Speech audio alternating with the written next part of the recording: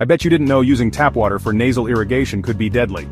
Here's a tragic story that highlights the risks. A 71-year-old Texas woman died after contracting primary amoebic meningoencephalitis, or PAM, caused by Naegleria fowleri, the brain-eating amoeba.